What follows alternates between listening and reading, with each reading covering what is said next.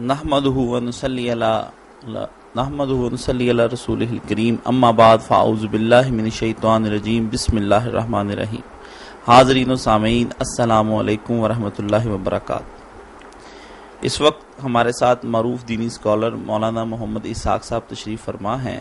وہ انشاءاللہ العزیز کچھ ہی دیر کے بعد آپ کی ای میلز کے جواب دیں گے۔ پروگرام سے پہلے چند گزارشات سن لیجئے کہ سوالات لکھتے وقت عبارت درست لکھیے اور الفاظ کے درمیان سپیس لازمی دیں۔ سوالات پڑھنے میں دشواری ہوتی ہے، بعض سوال تو بالکل سمجھ نہیں آتے، ایسے سوال چھوڑ دیے جائیں گے۔ شیعہ سنی اختلافات سے متعلق سوالات سے شدید احتراز کیجیے۔ پچھلے پروگراموں میں اپنے سوال کے جواب تلاش کر کے سنے جا سکتے ہیں۔ بار بار ایک ہی طرح کے سوال دوبارہ نہیں پوچھے جائیں گے، اس کے لیے آپ کو ہماری ویب سائٹ پر رجوع کرنا ہوگا۔ شیعہ سنی موقف پر 12 خطبات وفات رسول اور 12 خطبے امامت کے موضوع پر مولانا اسحاق صاحب دے چکے ہیں، آپ ان کی طرف رجوع کر سکتے ہیں۔ مناظرانہ سوالات کا قطعاً جواب نہیں دیا جائے گا۔ انشاءاللہ العزیز قرآن حکیم سے متعلق، حدیث سے متعلق، فقہ سے متعلق، تصوف سے متعلق اور اسلامی نظام حکومت کی ضرورت جیسے عنوانات کو زیادہ وقت دیا جائے گا۔ رمضان المبارک کی آمد ہے، اس میں بھی خاص شیڈول ترتیب دیا جائے گا۔ رمضان المبارک میں ہم خاص قرآن کریم سے متعلق شبہات اور سوالات کو زیادہ وقت دیں گے اور ہمیں آپ کے سوالات کا انتظار رہے گا۔ اور اسی کے ساتھ ساتھ ہم صبح جمعرات کو 6 سے لے کر 7 بجے تک پاکستانی ٹائم کے مطابق فون کالز بھی سنا کریں گے، جس میں ہمارا فون نمبر ہوگا 9241854181۔ فون نمبر دوبارہ نوٹ کر لیجئے 920418541881۔ انشاءاللہ ہم ان سوالات کے جواب بھی دیں گے۔ میں اب مولانا کی طرف آتا ہوں۔ مولانا صاحب، ہمیں ام سفیان نے کینیڈا سے سوال پوچھا ہے، حدیث میں آتا ہے کہ حرام دوائیوں میں شفا نہیں، لیکن مسلم ممالک میں ایسی ادویات عام ملتی ہیں، جیسا کہ پاکستان میں کھانسی کے شربت جن میں الکحل ہوتی ہے، جس سے نیند بھی بہت آتی ہے۔ آیا یہ ادویات استعمال کرنا درست ہیں یا نہیں؟ یہ تو بالکل صحیح ہے کہ اللہ کے رسول اللہ صلی اللہ علیہ وسلم نے فرمایا کہ اللہ نے حرام میں شفا نہیں رکھی، اس لیے مسلمان ڈاکٹر طبیبوں کے لیے چاہیے کہ وہ اجتہاد کریں اور محنت کر کے نکالی چھوڑ کر حلال چیزوں سے علاج دیں نا، اس کو تلاش کریں۔ جب طب اسلامی تھی اور علماء طبیب ہوتے تھے تو وہ کوشش کرتے تھے کہ حرام جو سے پرہیز کیا جائے۔ باقی اگر ایسی صورتحال پیدا ہو جائے کہ حلال دوائی نہیں ملتی، اور بالکل ڈاکٹر حضرات یہ تجویز کریں کہ جہاں بلا بھائی آدمی اور ایسے حرام چیز سے بچ سکتا، تو پھر جیسے اللہ تعالیٰ نے خنزیر اور دوسری چیزیں حلال کر دی ہیں، یہ جو ہے نا کہ حلال اس میں شفا نہیں رکھی، شفا تو ہے جو ہے نا نتیجہ تو شفا اس میں ہے گا، شریعت نے نہیں اس کو جائز رکھا۔ اس لیے اگر اضطرار کی حالت ہوتی ہے نا بالکل بے بسی، پھر ٹھیک ہے۔ ایک چیز یہ سمجھنے کی بیٹا سفیان کہ یہ جو ہے نا حرام اجزاء، حرام کے بارے میں امام ابو حنیفہ اور دوسروں نے کہا نا کہ سوائے انگوری شراب کے کہ وہ خمر ہے عربی زبان میں، وہ ہے قطرہ بھی چکھنا حرام۔ باقی جو ہے نا یہ ارکی ہیں، الکوہل وغیرہ، اگر یہ اتنی مقدار میں ڈالے جائیں کہ نشہ نہ ہو تو پھر گنجائش ہے۔ فاحد بھائی نے ہمیں سعودی عرب سے سوال کیا ہے، حدیث میں ہے کہ جو لوگ نماز میں امام سے پہلے حرکت کرتے ہیں روز قیامت ان کا سر گدھے کی مانند ہوگا، کیا یہ حدیث صحیح ہے؟ اگر صحیح ہے تو اس کی تشریح فرما دیں کہ ہم مقتدی اس صورتحال میں کیا کریں۔ قیامت کے دن کا تو لفظ میرا خیال میں اس حدیث میں نہیں، یہ ہے کہ ایسے لوگ ڈرتے نہیں کہ اللہ تعالیٰ ان کا سر جو ہے نا گدھے کا بنا دے، کہ جو انسان ہوتے ہوئے اتنی عقل نہیں رکھتے کہ تم مقتدی ہو، پیچھے پیچھے چلنا تمہارا کام ہے، جس کو امام ماننا اس کو آگے چلنے دو۔ حدیث پاک میں صحابہ کرام رضوان اللہ علیہم اجمعین بتاتے ہیں کہ ہم رکوع میں نہیں جاتے تھے جب دیکھ نہیں لیتے تھے کہ حضور رکوع میں چلے گئے، پھر ہم جھکنا شروع کرتے تھے۔ اور اسی طرح اگر سیدھے کھڑے ہوتے سمع اللہ لمن حمدہ کے بعد تو اگلی صفیں دیکھتی تھی کہ آپ نے سر سجدے میں رکھ لیا، وہ پھر جھکتے تھے، ان کے ساتھ ہم بھی بہت پیچھے پیچھے آتے تھے۔ پیچھے رہنے میں کوئی خطرہ نہیں، آگے بڑھ جانے میں نا ہلاکت کی امید ہی رکھنی چاہیے کہ امام مان کر پھر اس سے آگے بڑھ رہے ہیں آپ، ساتھ ساتھ بھی چلنے کے بجائے تھوڑا تھوڑا پیچھے آنا چاہیے۔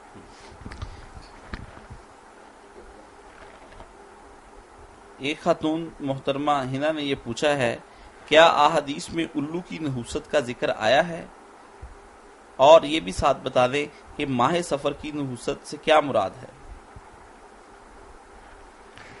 یہ سارے توہمات ہیں، زمانہ جاہلیت کی یادگاریں ہیں کہ لوگ سفر کے مہینہ کو نہ منحوس سمجھے، حالانکہ آپ نے صاف واضح فرمایا لا سفر، صحیح بخاری کی حدیث اور دوسری کتابوں میں کہ یہ سفر کا جو نا تصور کہ یہ منحوس ہے، اس میں شادی نہیں کرنی چاہیے، یہ نہیں کہ سب غلط ہے، یہ سفر کی نحوست کوئی شاید۔ اور اسی طرح الو بیچارہ بھی جو بدنام ہو گیا نا کہ الو کسی جگہ آ جائے اور وہ رہ جائے تو پھر وہ نا مکان برباد ہو جاتے ہیں، وہ گھر اجڑ جاتے ہیں، یہ بھی اس غریب کے پیچھے خواہ مخواہ کی تہمت لگا رکھی ہے۔ الو بیچارہ کچھ نہیں کرتا۔ یعنی الو سے مجھے یاد آیا، کرو درمیان میں ایک بات ہے، فضول سوالوں کی بات کہ مغل دربار تھا، شاہ اسماعیل بھی وہاں بیٹھے تھے، تو بحث چل رہی تھی کہ الو حلال ہے یا حرام، تو دیر تک بات ہوتی تھی، کوئی حلال کہنے والے کو حرام، آخر میں بادشاہ نے پوچھا کہ شاہ صاحب آپ کیا کہتے ہیں، تو آپ نے میں الوؤں کی بحث میں نہیں پڑا کرتا۔ یہ بحثیں کرنے والے پھر شاہ صاحب کی زبان میں الو ہی ہیں، ایسی ہیں چیزیں جو باقی بہت اچھا کیا میری بہن نے کہ یہ الو بیچارے کو نہ بدنام کریں، اس کے آنے سے کوئی نحوست نہیں ہوتی، اللہ کا ایک پیدا کیا جانور، اور سفر کے مہینے میں کوئی نحوست نہیں۔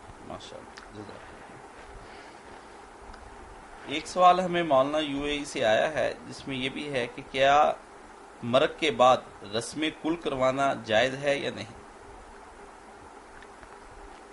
دین تو وہ ہے جو اللہ کے رسول علیہ السلام نے ہمیں دیا اور جس پر آپ کے بعد صحابہ کرام رضوان اللہ علیہم اجمعین نے عمل کیا، اس میں تو مرنے کے بعد ایسی کوئی شے نہیں کہ کسی خاص دن لوگ اکٹھے ہوں اور کھانے پکائے جائیں یا کچھ چیزیں ہوں جس پر پڑھا جائے اور اشارے ثواب کیا جائے، تو یہ بے بنیاد ہی کہنا چاہیے، اس کو دین میں ایک اضافہ ہی ہے، بدعت ہی۔ باقی جانے والوں کے لیے دعا سے غفلت نہیں کرنی چاہیے، آدم علیہ السلام سے لے کر نا جو جا چکے ہیں اور جو آئندہ بھی جانے والے ہیں، ہم سب کا کام ہے کہ ہم ان کے لیے نا بخشش کی دعا کریں۔ ایک حدیث پاک میں آتا ہے کہ اگر کوئی شخص ایک مرتبہ کہے نا اللہ مغفر للمؤمنین والمؤمنات والمسلمین والمسلمات، تو حضرت سیدنا آدم علیہ السلام سے لے کر قیامت تک جو آخری مومن مرے گا نا، ان سب کی گنتی کے برابر اللہ تعالیٰ اس کے نام اعمال میں نیکیاں لکھ لیتا۔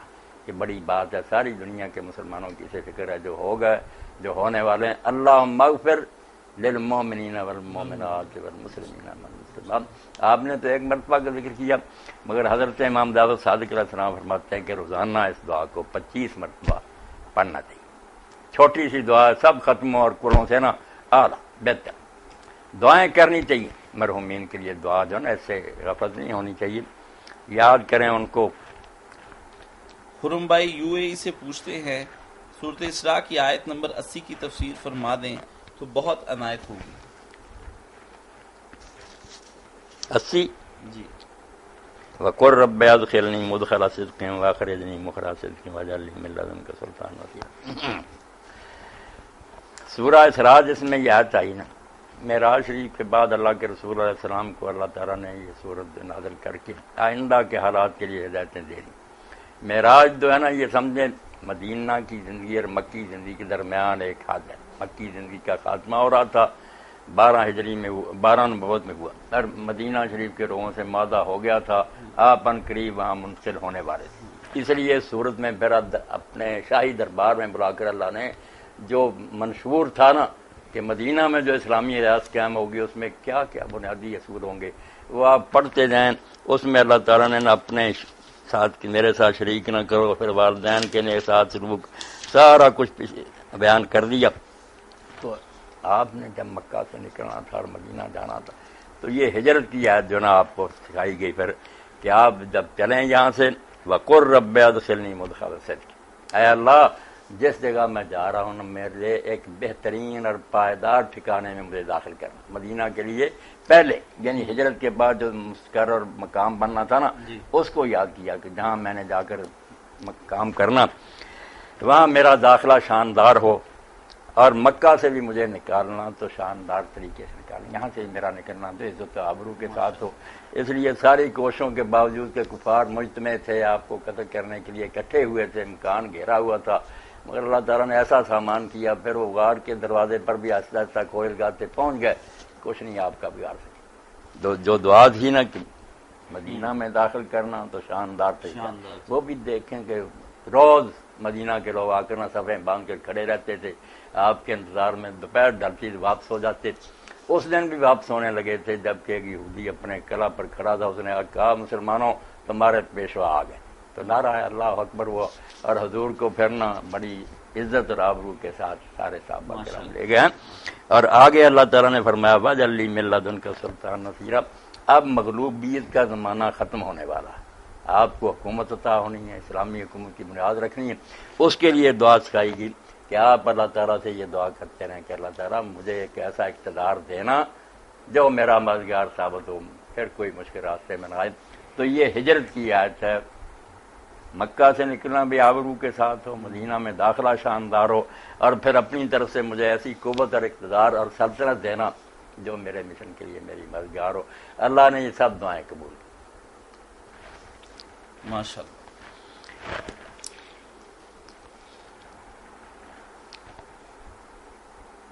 ایک سوال مولانا آیا ہے، کاشان صاحب سویڈن سے عرض کرتے ہیں کہ میں سویڈن کے انتہائی آخری مقام پر رہتا ہوں، یہاں پر فجر صبح کے 12:56 پر ہو رہی ہے اور مغرب 11:35 پر۔ میں رمضان میں کس ٹائم کو فالو کروں؟ میرے پاس صرف 1.5 گھنٹہ ہوتا ہے جس میں سحری بھی کرنی ہوتی ہے اور افطاری بھی کرنی ہوتی ہے۔ دشواری مرحلہ ایسے ملک میں رہ رہے ہیں کہ جہاں پھرنا دن اتنا لمبا اور رات بہت تھوڑی سی۔ اس صورتحال میں تو ان لوگوں کا اتحاد مناسب معلوم ہوتا ہے جو سمجھتے ہیں کہ مکہ معظمہ جو ہے نا، اس کا اسٹینڈرڈ ٹائم انہیں بنانا چاہیے، اس کے ساتھ ہی افطار کریں، اس کے ساتھ ہی روزہ رکھیں، شروع کریں، اپنے طلوع و غروب کو چھوڑیں، کیونکہ یہ اب نارمل صورتحال ہے، جو 12-13 گھنٹے کے اندر تبدیلی ہو جائے نا وہ ہے نارمل۔ یہ لمبے عرصے اس کو پھرنا مکہ معظمہ کے ساتھ اٹیچ کرنا چاہیے، انشاءاللہ نا آپ کے روزے قبول ہی ہوں گے۔ اسی کے ساتھ یہ بھی ہے کہ 3-4 طرح کے ٹائم لندن میں بھی بتائے جاتے ہیں، جس پہ وہاں کے بہت سے لوگ کنفیوز رہتے ہیں۔ پچھلے سال بھی ہمارے پاس سوال آئے، اس سال بھی، تو کیا وہ لوگ بھی اپنے جو اپنا ٹائم ٹیبل ہے مکہ کے ساتھ سیٹ کر سکتے ہیں؟ جہاں تو 13-14 گھنٹے کا دن ہے، یہ تو کوئی بات نہیں، ہمارا بھی دن یہاں لمبا ہو جاتا ہے، آج جون ہے، جولائی میں لمبے ہوں گے نا، جہاں ذرا زیادہ ہی غیر معمولی طول پکڑ جاتا ہے دن، وہ مکہ معظمہ والا ٹائم جو اس کے مطابق کر رہے ہیں۔ صحیح۔ ایک صاحب یو کے سے رضوان صاحب پوچھتے ہیں کہ خون نکلوانا یا سینگی لگوانے سے کیا مراد ہے؟ میں نے حدیث میں پڑھا ہے کہ نبی کریم صلی اللہ علیہ وآلہ وسلم سینگی لگواتے تھے، اس سے کیا مراد ہے؟ سینگی لگوانا یا یہ خون نکلوانا جسم کے کسی حصے میں اگر ہونا کہ خون خراب ہے، سڑا ہوا، گلا ٹھیک نہیں، تو پھر جسم پر نا وہاں اس طرح کے ساتھ ریزر کے ساتھ نا اس طرح زخم کٹ لگاتے ہیں، اور اس کے بعد پھر نا ایک سینگی ہوتی ہے، سینگ، اس میں ماچس کے ساتھ نا آگ جلا کر اس میں سے ہوا ختم کر دیتے ہیں، ٹھیک ہے، پھر اس کو جب اس پر زخم پر لگاتے ہیں نا تو وہ بالکل دباؤ پڑنے ساتھ چمڑ جاتا ہے اور گوشت اس میں اوپر چڑھ جاتا ہے، ہاں کافی دیر تک پھر وہ نچوڑ لیتی ہے نا گندا خون، پھر وہ آہستہ سے اس کو اتار لیتے ہیں اور وہ خون باہر گرا دیتے ہیں۔ یہ حجامت عربی زبان کہلاتا، اور یہ سینگی لگوانا بھی، فسد کھلوانا بھی کہہ دیتے ہیں۔ ٹھیک ٹھیک ٹھیک۔ اللہ موجودہ دور میں تو مولانا یہ طریقہ علاج جو ہے وہ نئے نئے طریقے نکل آئے، آگے ہیں، ٹھیک ہے۔ پرانا طریقہ علاج ہے، پچ لگا کر نا پھر وہ سینگی اس پر لگا دیتے تھے، چمٹ جاتے، گوشت اس میں اوپر نا چڑھ جاتا تھا۔ اب ہمارے ایک بھائی انڈیا سے عبداللہ محمد پوچھتے ہیں، کیا اگر 40 روز کے بعد بھی شرمگاہ کے بال دور نہ کیے جائیں تو نماز اور دعا قبول نہیں ہوتی؟ اور اسی کے ساتھ یہ بھی بتا دیں کہ 40 دن گزرنے کے بعد وہ شخص بیوی سے صحبت کر سکتا ہے یا نہیں؟ اللہ کے رسول علیہ السلام نے نا جو آخری حد مقرر کی ہے نا کہ آدمی لیٹ بھی کرے تو بس 40 دن تک کرے، اس کے اندر اندر نہ اس کو اپنے جسم کے فالتو بال جو ہے ان کو دور کرنا چاہیے۔ باقی اس کا یہ مطلب نہیں کہ اگر اس نے نہیں اس حکم کی تعمیل کی تو اس کی نماز قبول نہیں یا دعا قبول نہیں یا بیوی کے قریب جانا حرام ہو جائے، یہ چیزیں کوئی نہیں۔ ویسے اس نے جو اتنی سستی کی ہے نا، اس لحاظ سے وہ سنت کی مخالفت کر رہا ہے، حضور نے جو آخری حد مقرر کیا اس کی خلاف ورزی ہے، بری بات۔ ہونا تو یہ چاہیے کہ آدمی ہر ہفتہ اپنے جسم کے بال صاف کرے، ورنہ 15 دن درمیانہ، اور آخری حد یہ کہ وہ 40 دن سے گزرنا جائے، اپنے آپ کو سکھ برادری کا فرد تو نہ بنا دے۔ مولانا اس میں یہ بھی تو ہے نا کہ انسان کو اپنے آپ کو پاک صاف رکھنا چاہیے، کوئی پتہ نہیں کب موت کا وقت آ جائے اور انسان ایسی صورتحال سے یہ تو بالکل کاشف صاحب بہت ضروری بات، ہر مرد اور جو ہے نا یہ صفائی کرتا رہے۔ بعد میں کئی لوگوں کے بارے میں پریشانی ہوتی ہے کہ ان کے بال بہت بڑے ہوتے ہیں، اب مسئلہ پیدا ہوتا ہے کہ یہ اب دور کیے جانی، کچھ لوگ تو کہتے ہیں دور کرو، پھر وہ بے پردگی ہوتی ہے، خواہ مخواہ کر لو، پہلے ہی صاف ستھرے رہنا چاہیے۔ بالکل صحیح، بالکل صحیح۔ ہمارے ایک دوست رضوان احمد UK سے پوچھتے ہیں کیا شریعت کی روح سے بالوں کو سیاہ کرنا یا کوئی اور کلر کرنا جائز ہے یا نہیں؟ مہندی لگانا جس سے نا سرخ ہو جائیں بال، یہ تو سارے مانتے ہیں نا کہ جائز ہے، اس میں کوئی شک نہیں۔ باقی سیاہ کرنا اس کے بارے میں زیادہ لوگ تو یہی کہتے ہیں کہ حرام ہے، ناجائز ہے، مگر میں سمجھتا ہوں کہ جن لوگوں نے یہ کہا نا کہ جو آدمی کسی کو دھوکہ دینے کے لیے بال سیاہ کرے نا، وہ بوڑھا مگر رنڈوا ہے یا کوئی عورت جو ہے اس کو ورگ لانا چاہتا ہے اس کے ساتھ نکاح کرنے کے لیے دھوکے کے طور پر بال سیاہ کرتا، یہ گناہ ہے، تدلیس ہے، فریب ہے۔ اور اگر وہ اپنی بیوی کے لیے یا دوسرے دوستوں کے لیے کرتا، جیسے غازیوں کے لیے تو تقریباً فقہا کہتے ہیں سارے کہ مجاہد جب جائیں تو بال سیاہ کر کے جائیں، کافر یہ نہ دیکھ لیں کہ یہ تو بوڑھے ہیں پہلے ہی دلیر ہو جائیں۔ تو کئی موقع ہیں اور بڑے بڑے صحابہ کرام رضوان اللہ اجمعین نے جن کا ذکر فتح الباری میں ہے، زاد المعاد میں، کاڑے کرتے تھے، بہت بڑے بڑے اونچے۔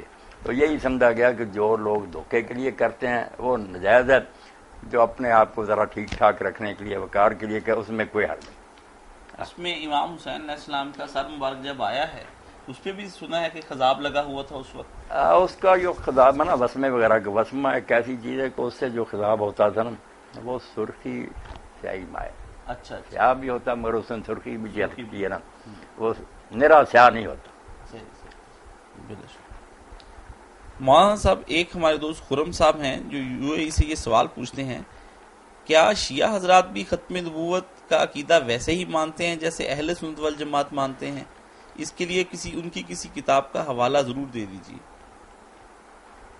شیعہ سنی اور معتزلہ اور جتنے اسلام کے گروہ ہیں نا، خواہ وہ خوارج ہیں یا بازی وغیرہ، سب کا اعتقاد ہے کہ کوئی نیا آدمی جو نا اس کو حضور کے بعد یا نبوت کا عہدہ لاٹ نہیں ہوگا، نہ وہ نبی کہلا سکے گا نہ نئی امت بنا سکے گا، یہ بالکل دین میں نا دروازہ بند ہے، اس میں کسی کا اختلاف نہیں۔ دیکھا جا شیعہ کتابوں میں بات ہے تمہارے نبی کے بعد کوئی نبی نہیں، کوئی نہیں، نبی کم آخر الانبیاء، تمہارا نبی جو ہے نا آخری نبی ہے، اس میں کسی کا اختلاف نہیں۔ میرا خیال ان کی کتاب وہ جو شرح باب ہادی یا شرح، ہاں، اس میں بھی اس چیز کا ذکر ہوگا عقائد کے روح سے۔ مولانا صاحب کیا نبی علیہ السلام نے ہمیں خاص ہفتے کے دن کا روزہ رکھنے سے منع کیا ہے؟ میں نے سنا ہے کہ علامہ البانی رحمۃ اللہ علیہ نے اس کی کوئی دلیل بھی دی ہے، ذرا وضاحت فرما دیجیے۔ کس کی؟ ہفتے کے دن کے لیے روزہ رکھنے کی ممانعت۔ ہفتہ جو ہے نا وہ اصل میں یہ کرسچین لوگ جو ہے نا ان سے پہلے یہودی بھی اس کو مانتے تھے، پہلے عیسائی بھی اسی کے کار تھے، اتوار کوئی نہیں رہا، اتوار بعد میں بہت چرچ نے اختیار کیا، تو اس دن روزہ رکھتے تھے، عبادت سمجھ کر اس کو عید کی طور پر کہ بہت عبادت کا دن ہے، اس لحاظ سے تو فرمایا گیا کہ ان کے ساتھ مشابہت نہ کرو۔ ویسے کوئی شخص ہفتے کا روزہ رکھتا ہے، اس نے دن رکھے ہوئے ہیں کہ مہینے کے ان دنوں میں روزہ رکھوں نفلی، صرف اتوار کا نہیں، اس کا نہیں، ہفتے کا وہ رکھے، کوئی حرج نہیں۔ اگر اس کی روٹین میں آ رہا ہے آ رہا پھر وہ ہفتے کا روزہ رکھ لے، خاص کر کے صبر کے دن کو قابل تعظیم سمجھ کر کرے نا، پھر شائبہ یہودیت کا ہو جاتا ہے۔ بالکل۔ علامہ البانی رحمۃ اللہ علیہ کی رائے میں اعتکاف صرف 3 مساجد میں جائز ہے، کیا ان کی یہ رائے صحیح ہے؟ علامہ البانی صاحب بیچارے کیا کرتے، حضرت حذیفہ اور ابن مسعود رضی اللہ عنہ کی روایتوں میں آتا رہے کہ انہوں نے لوگوں کو دیکھا کہ وہ بیٹھے اعتکاف، تو انہوں نے کہا یار کیا کر رہے ہیں یہ، اعتکاف تو صرف 3 مسجدوں میں حضور نے فرمایا، اس لیے اس کے وہ قائل ہو گئے۔ باقی بات جو قرآن مجید نے کہی نا، وان تم عاکفون فی المساجد، کہ جب تم مسجدوں میں اعتکاف میں بیٹھے ہوئے ہو تو پھر بیویوں کے قریب جانا، باقی لوگوں کے لیے تو رات کو حلال ہے، مگر اعتکاف والا مسجد میں اس کے لیے وہ بھی منع۔ تو اس سے پتہ چلتا عاکفون فی المساجد، اللہ نے نا عام ہی مسجدوں کا ذکر کیا۔ تو اس حدیث کو ہم صرف اس معنی میں لیں گے، بعض موقع پر نا کمال کی نفی بھی ہوتی ہے کہ جو مسجد کا قریبی ہے وہ مسجد میں نماز نہ پڑھے تو اس کی کوئی نماز نہیں، یعنی کامل نماز نہیں، اعلیٰ نہیں۔ اسی طرح بہترین اعتکاف جو ہے نا اعلیٰ، وہ تو ہے انہیں مسجد اللہ تعالیٰ کے انبیاء نے بنائی ہیں، ان کی برابری تو نہیں مرکزی مسجدیں۔ باقی اس سے یہ نہیں نکلتا کہ باقی مسجدوں میں ناجائز نہیں، ہر جگہ کہ لوگ اپنی مسجدوں میں اعتکاف کریں۔ بالکل۔ ایک دوست سوال پوچھتے ہیں، اگر نمازی جماعت کو رکوع کی حالت میں پائے تو وہ جماعت سے مل جائے اور انہیں کے ساتھ رکوع کرے یا انتظار کرے کہ تاکہ وہ اپنی رکوع والی رکعت چھوڑ مکمل کر لے، اور کیا رکوع پانے سے رکعت ہو جاتی ہے یا نہیں؟ آدمی مسجد میں پہنچے یا کسی جگہ جماعت ہو رہی ہے اس کے ساتھ وہ شامل ہونا چاہتا تو انتظار نہ کرے کہ یہ رکوع سے اٹھیں، بس فوراً جاتے ہی ان کے ساتھ ملنا چاہیے۔ پتہ نہیں کون سا مرحلہ جو اس کو اللہ قبول کر رہے اور اس سے ہی آدمی کی نماز بہت اعلیٰ ہو جائے۔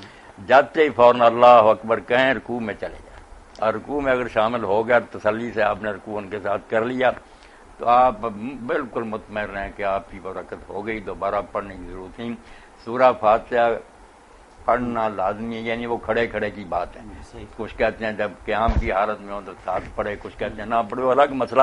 رکوع میں جو شامل ہو گیا نا، یہ جیسے ابن تیمیہ کہتے ہیں علامہ البانی کہ اس میں اجماع ہے امت کا، کسی کا اختلاف نہیں، سب مانتے ہیں کہ رکوع میں جو مل گیا اس کی رکعت درست۔ سلطان مرزا صاحب یو کے سے پوچھتے ہیں، حضرت عمر فاروق رضی اللہ تعالیٰ عنہ کا اسلام لانے کا مشہور واقعہ ہے جس میں اپنے بہن بہنوئی کو مارنے کا بھی ذکر ہے، آیا یہ درست ہے؟ سنا ہے محدثین کے اس پر اجماع ہے۔ محدثین کے اس پر کوئی اجماع نہیں۔ یہ واقعہ جو مشہور ہے نا کہ وہ اپنی بہن فاطمہ کے گھر گئے اور بہنوئی شہید کے تو اس طرح پھر مار کٹائی ہوئی، یہ سارا قصہ جو ہے نا اس کے راوی کو مجروح کہا، نہیں ثابت ہوئی یہ بات۔ نصب الرایا میں امام دہلوی نے بھی نشاندہی کی کہ یہ واقعہ کوئی درست نہیں۔ اور اس میں جو آتا ہے کہ بہن نے کہا کہ قرآن مجید ہم آپ کے ہاتھ میں تب دیں گے جب آپ پاک ہو جائیں گے، نہائیں پہلے، تو نہانے سے مشرک کی وہ نجاست جو ہے شرک کی جس کے بارے میں کہنا من مشرک ہونا، وہ پانی سے تو دھلنے والی نہیں، باقی جو ہے پانی سے وہ پہلے پاک صاف ہوں گے، ان کے نہانے نہ نہانے سے کیا فرق پڑتا؟ کچھ نہیں۔ یہ سارے قصے جو ہے نا صحیح نہیں۔ اور اردو زبان میں اگر کوئی پڑھ سکے نا تو سیرت النبی مولانا شبلی نعمانی رحمۃ اللہ علیہ اس میں درج کر کے پورا واقعہ جو ہے نا ایک ایک پر بحث کر دیا کہ کیا خامیاں۔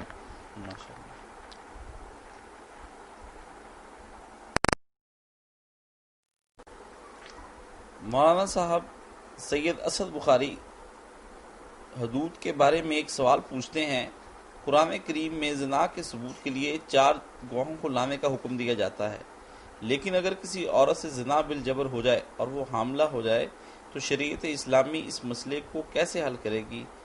جواب تحقیقی دیجیے، اگر باہ والا مل جائے تو مزید عنایت ہوگی۔ 4 گواہ زنا کے ثبوت کے لیے درکار ہیں جی۔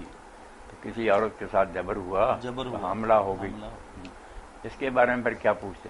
وہ پوچھتے ہیں کہ پھر اس عورت پر بھی حد لگے گی کہ وہ کنواری تھی اور وہ کنواری کو ہے بچہ پیدا کر رہی ہے، کوئی یہ کہے گا کہ وہ زنا کیا ہے اس نے اپنی رضامندی کے ساتھ جبکہ اس کے ساتھ زنا بالجبر ہوا ہے، تو ایسی صورتحال میں وہ کیا کرے گا؟ زنا بالجبر کے اگر کوئی ثبوت مل جائے قرآن کے، اس وقت وہ چیخی چلائی ہے، لوگ بھی جو انہوں نے دیکھا جا کر کے بیچاری حال حال کر رہی تھی، پھر تو اگر اس نے واقعی خوشی سے کیا تو پھر حمل کی صورت میں مالکیہ کہتے ہیں حضرت عمر رضی کا کہنا ہے کہ حمل 20 ثبوت ہے اس بات کا کہ وہ کنواری جائے۔ باقی کئی علماء نے احتیاط کی کہ یہ نا نطفہ اندر جانے کے کئی سبب ہو سکتے ہیں کہ کسی کے کپڑے کے ساتھ یہ منی لگی نہایا، اور بہت دور تک علماء نے سوچا کہ تھوڑا بہت بھی اگر ہے نا شائبہ کہ شاید کسی طرح پانی اندر چلا گیا تو اس کی رعایت دینی چاہیے۔ بلا شبہ وطر میں رکوع سے پہلے دعائے قنوت پڑھنے کی کیا دلیل ہے، جبکہ حرم شریف میں یہ دیکھا گیا ہے کہ وہاں رکوع کے بعد دعا پڑھی جاتی ہے؟ پہلی بات تو یہ ہے کہ وطر میں قنوت جو ہے نا، جس طرح ہمارے حنفی حضرات کہتے ہیں کہ واجب ہے، اگر نہ پڑھے تو پھر وطر ہی نہیں ہوتی، اس کی کوئی دلیل نہیں۔ اچھا، یہ وجوب کی دلیل کہ لازم ہے، لازم کوئی نہیں، بلکہ بہت کم ثبوت ملتا ہے کہ اللہ کے رسول نے یہ قنوت پڑھی ہے، تو جائز ہے، پڑھے تو اچھا، اگر چھوڑ بھی دے کوئی حرج نہیں۔ باقی پڑھنی رکوع سے پہلے، کیونکہ اس کے بارے میں جتنی صحیح روایتیں ہیں نا، ان میں یہی ہے کہ کان النبی صلی اللہ علیہ وسلم یقنط فی الوتر قبل الرکوع، یا بعد رکوع کی نہیں کہ صحیح نکلی نہ کسی صحابی سے نہ نبی علیہ السلام سے۔ باقی حرمین کے جو امام ہے وہ امام احمد بن حنبل رحمۃ اللہ علیہ کی رائے پر چلتے ہیں، تو ان باتوں میں تشدد کی ضرورت نہیں، پہلے پیچھے جس طرح بھی پڑھ لے کچھ نہیں، خیر ہی خیر ہے۔ محمد تنویر صاحب یہ پوچھتے ہیں کہ بچے مسجد میں آ کر اگلی صفوں میں بیٹھنے کی ضد کرتے ہیں، اگر بٹھا دیا جائے تو لڑتے ہیں اور شرارتیں بھی کرتے ہیں، جس سے مسجد کا نظم خراب ہو جاتا ہے، کیا بچوں کو سرے سے مسجد میں لانا ہی نہ چاہیے؟ جو بہت ہی چھوٹے بچے ہیں جن کو ذرا ہی نہیں پتا کہ کیا ہے یہ مسجد، ان کو تو لانے سے پرہیز ہی کرنا چاہیے، سوائے شور و غل کے اور کیا ہوگا۔ اور جو تھوڑے بہت 7 سال کے اوپر ہو گئے ان میں کوئی شعور و سمجھ ہے، ان کو نہ روکیں، ورنہ پھر ذرا سخت ہو گیا نا، جیسے نرم ٹہنی کو آپ جدھر چاہیں موڑ لیں، بڑی ہو جائے موڑنا مشکل، ٹوٹ جاتی ہے۔ بچوں کو پہلے نہیں لائیں گے، پھر گھسیٹنا شروع کریں گے مسجد کی طرف، پھر نہیں روک کریں، لایا کریں۔ حضور کے دور میں بھی آتے تھے، باقی پیچھے صف ہو، مرد ہوں پیچھے بچے ہوں، اس کے بعد عورتیں، ٹھیک ترتیب تو یہی ہے۔ مگر بچوں کے بارے میں دیکھنے میں آیا نا کہ یہ شرارتیں شروع کر دیتے ہیں آپس میں بچے جو ہوتے ہیں، اس لیے چاہیے یہی کہ مرد اپنے اندر ان کو داخل کریں، اور ایک لڑکا پھر کوئی بڑا آدمی ادھر بھی بڑا، پھر ادھر بچوں میں تھوڑا تھوڑا نا فاصلہ کر دیں، تاکہ یہ شرارتیں بھی نہ کریں اور مسجد میں آنے کا بھی نا شوق بڑھ جائے۔ مولانا صاحب بہت شکریہ، آپ نے اپنے قیمتی وقت سے ہمیں یہ اتنا وقت دیا ہے۔ اسی کے ساتھ ہم اپنا آج کا پروگرام ختم کرتے ہیں، انشاءاللہ اگلی ملاقات تک کے لیے ہمیں اجازت دیجیے۔ خدا حافظ و ناصر۔